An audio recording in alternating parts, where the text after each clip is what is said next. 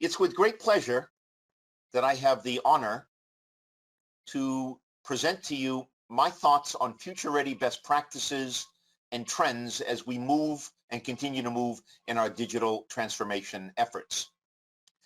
So let me start by making an observation that is not going to be new to anybody, but I think it's very important, and it's so important I'm going to return to it at the very end of my presentation. And that is that we are no longer business as usual. And a lot of people hope that we return to the way it used to be or so forth. That's not happening.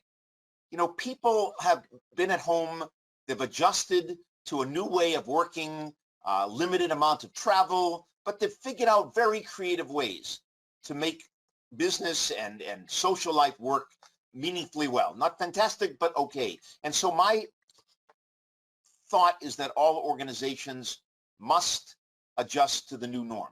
And that's not going to be easy, and I'll return to it later, but some of these 5 future-ready best practices and trends will help make that happen.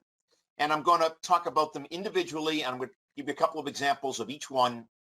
So today I have spoken about 6 different, what I call trends, future-ready business practices and trends. And I think it would be fair to say that the COVID-19 pandemic has really propelled digital transformation.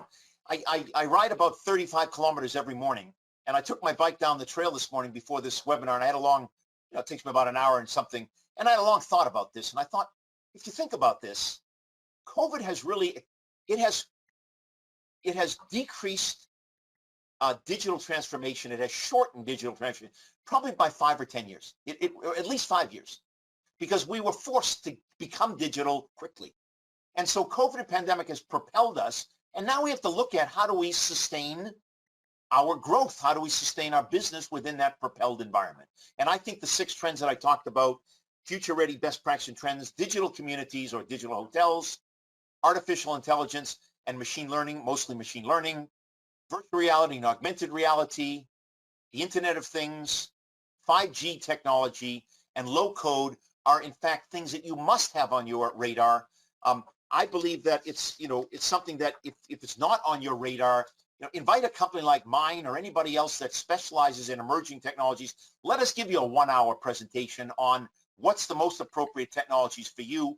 But any company that is not tracking and monitoring these and some other technologies really is doing so at your own peril.